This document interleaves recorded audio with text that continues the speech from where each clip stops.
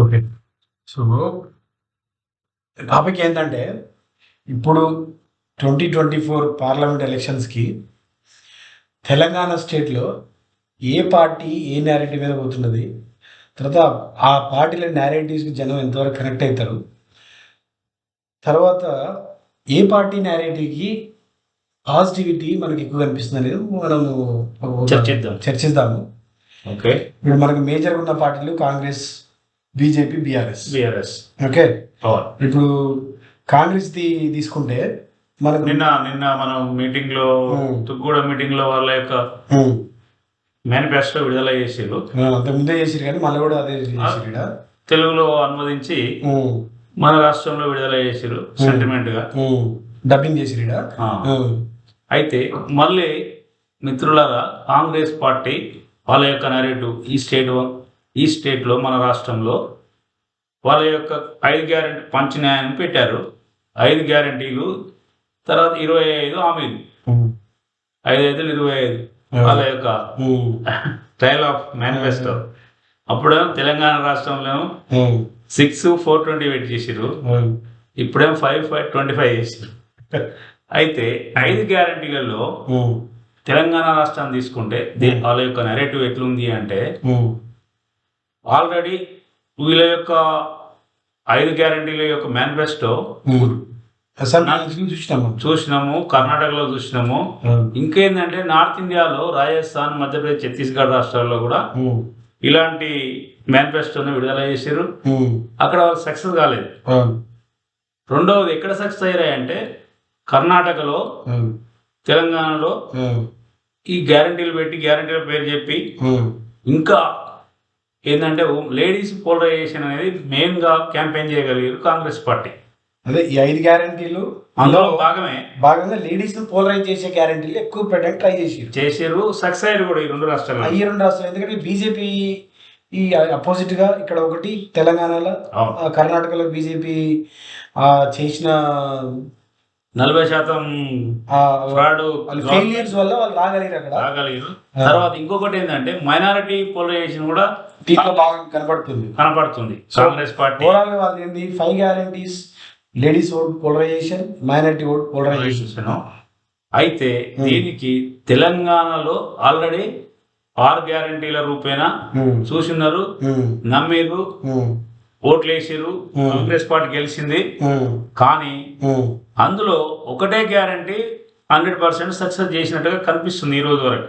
ఈజీగా అయ్యేది బస్సులు కాబట్టి, చేతులు ఉన్నాయి కాబట్టి ఈజీగా అవుతుంది. అది మిగతా మాత్రం ఎలాంటి విధానాలు లేకుండా, ఏమి ప్రకటించకుండా ముఖ్యమంత్రి ఒకటి ప్రకటిస్తాడు, మినిస్టర్ ఒక ప్రకటిస్తాడు. ఇంతవరకు దాన్ని ఒక విధి విధానం అంటూ ఓవరాల్ గా గ్యారెంటీ అనేవి ఫెయిల్యూర్ స్కీమ్స్ అనేది సమాజం 4 months లో ఒక ఐడియా వచ్చింది, ఇది ఫెయిల్ అవుతుంది అని. నెక్స్ట్ అది ఫెయిల్ అవడానికే పోతుంది. తెలంగాణ ఓటర్లకు అయితే వీళ్ళకి అనుభవం, ఈ 5 పాంచినాయిలు అంటే 6 గ్యారంటీల అనుభవం ఉంది కాబట్టి లేదు, నమ్మే అవకాశం కూడా చాలా తక్కువ కనబడుతుంది. కాబట్టి ఈ కాంగ్రెస్ నేరేటివ్ తెలంగాణ కొత్త కాదు, దీంట్లో కొత్త లేదు. కాబట్టి వాళ్ళు దీని మీద లాభపడేది చాలా తక్కువ ఉందనేది కనిపిస్తుంది. చాలా ఎక్కువ మంది ప్రజల అభిప్రాయంగా కనబడుతుంది.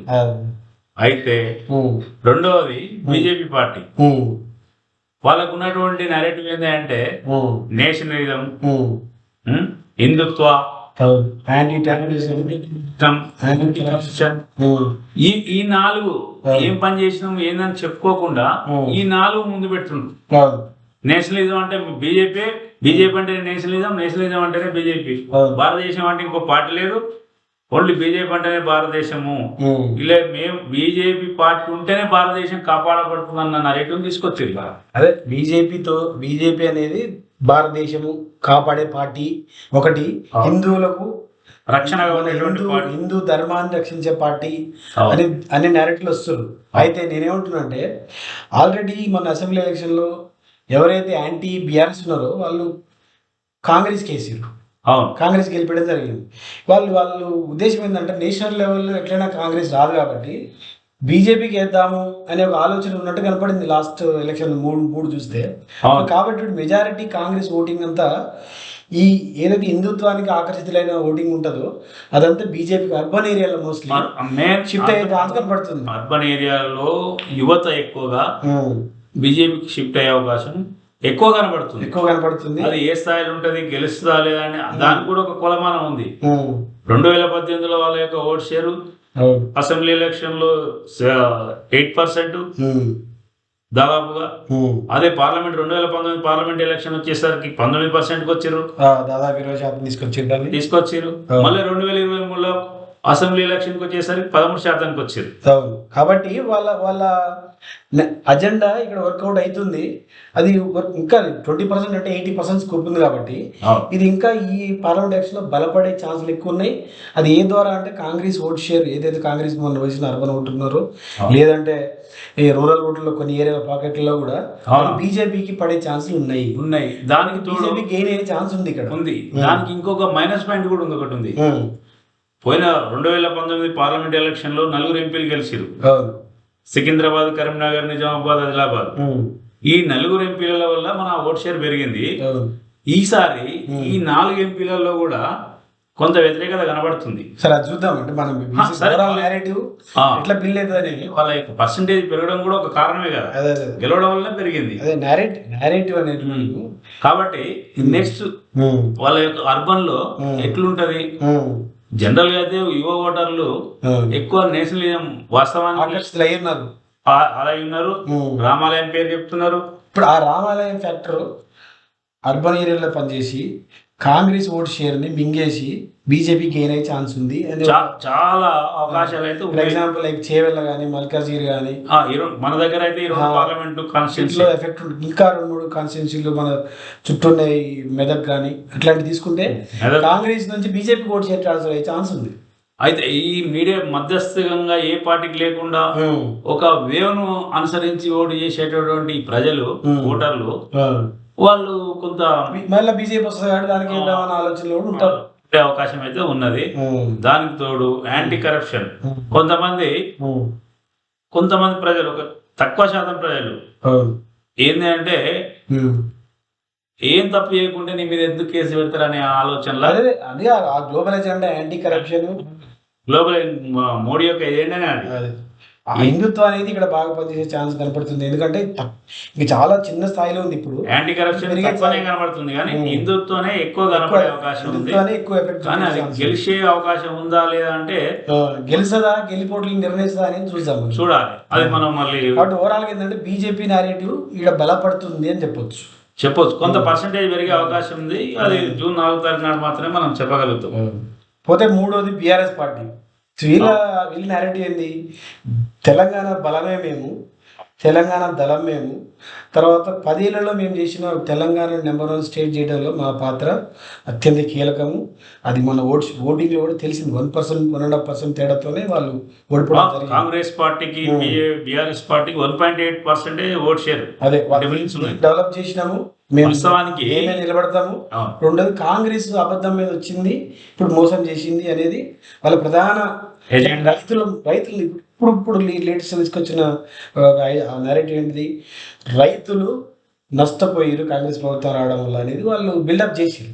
అవును, 100% అది కనపడుతుంది. ఎందుకు అంటే వీళ్ళ యొక్క మేనేజ్మెంట్ సిస్టమ్, వీళ్ళ యొక్క పరిపాలన దక్షత లేక వాటర్ కానీ కరెంట్ కానీ ఇది రైతులకు చాలా ఎఫెక్ట్ ఉన్నది. దాదాపు 100కు 90% మంది రైతులు కూడా దీన్ని పరిస్థితులు దానికి అనుగుణంగానే చూపిస్తున్నాయి. ఎవరు పెద్దగా దాన్ని వ్యతిరేకించే పరిస్థితులు లేరు. కాంగ్రెస్ పార్టీ కోటేసిన వాళ్ళు కూడా ఈ నెరేటివ్ చాలా మంది ఒప్పుకుంటారు. ఈ రోజు కూడా రాలేదు, అందరూ ఒప్పుకుంటున్నారు. కరెంట్ వచ్చిపోతుంది అనేది అందరూ ఒప్పుకుంటున్నారు. కరెంట్ పోతుంది అనేది నగర సత్యం. అది నేను ఎక్స్ప్లెయిన్ చేసిన, మీరు అందరు చేసి ఉంటారు, మనం పక్కపక్కనే ఉంటాం కాబట్టి. అయితే అందులో డోకా లేదు, మోసపోయినాము, దెబ్బతిన్నాం అనేది ఈ 2 విషయాలు మాత్రం. అయితే తెలంగాణ, పర్టికులర్ గా తెలంగాణ రాష్ట్రంలో ఈ కాంగ్రెస్ పార్టీ 6 గ్యారంటీల పేరు మీద చేసినటువంటి అన్యాయం చూసిర్రు, మోసాన్ని చూసిర్రు. మళ్ళీ నిన్న 5 గ్యారంటీలని మళ్ళీ వచ్చిర్రు. కాబట్టి ఆ గ్యారంటీల కాన్సెప్ట్ ఇక్కడ పోయింది. ఇంకా అది నమ్మే పరిస్థితి అయితే కనబడడం లేదు. ఇప్పటికి 2 సార్లు వేసారు. ఒకసారి కర్ణాటకలో జోక్ చేసిరు, రెండోది తెలంగాణలో చేసిరు, మళ్ళా 3వ సారి చేసామంటే కూడా పండకపోవచ్చు. కాబట్టి ఇంకో బీఆర్ఎస్ కున్నటువంటి అడ్వాంటేజ్ ఏంటంటే పోయినసారి 8 పార్లమెంట్ సభ్యులు గెలిచిరు కదా, 9 పార్లమెంట్ సభ్యులు కదా, 9 పార్లమెంట్ సభ్యుల్లో పార్లమెంట్ లో వాయిస్ తెలంగాణ వాయిస్ వీళ్ళు మాత్రమే వినిపించారు. మీరు ఒకసారి చూస్తే నేషనల్ అటెండెన్స్ యావరేజ్ 79% ఉంది పార్లమెంట్ కి, మొత్తం ఓవరాల్ యావరేజ్.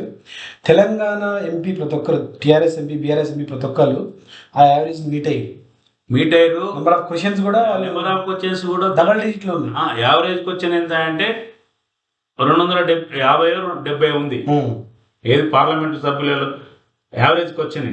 వీళ్ళు బీఆర్ఎస్ ఎంపీలు అంత దాటి అదే డబల్ డిజిట్ లో వైరు అబవ్ యావరేజ్ ఉన్నారు. ప్రెసెన్స్ ఉన్నదో వాళ్ళని చూపించగలిగారు. అయితే ఒక సందర్భంలో పార్లమెంట్ లో వీళ్ళే కాంగ్రెస్ అప్పుడు కాకుండా కూర్చుంటే వీళ్ళే ప్రతిపక్ష పాత్ర పోషించిన సందర్భాలు 2-3 సందర్భాలు కనపడతాయి. అదే అయితే ఇప్పుడు ఈ బీఆర్ఎస్ఏ తెలంగాణకి బలం ఇస్తుంది, మన ప్రతిపక్షంగా వీళ్ళు ఉండాలి.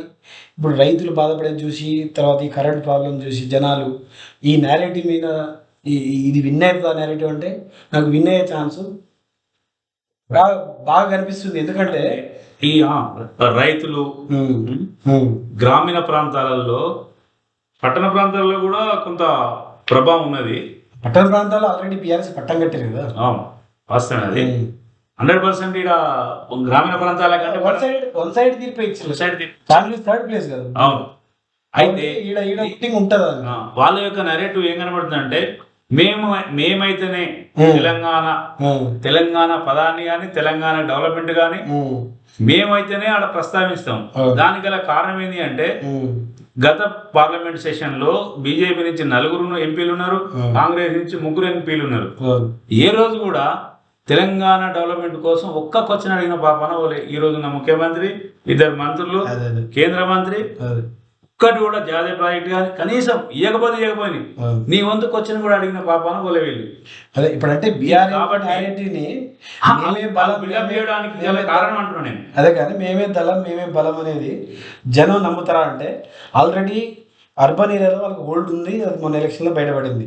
ఇప్పుడు రూరల్ ఏరియాలో రైతు సమస్య, కరెంట్ సమస్యను తీసుకొని మొన్నది ఎలక్షన్ లో కోల్పోయిన ఓటు షేర్ మళ్ళీ బీఆర్ఎస్ తెచ్చుకోగలుగుతుందా అంటే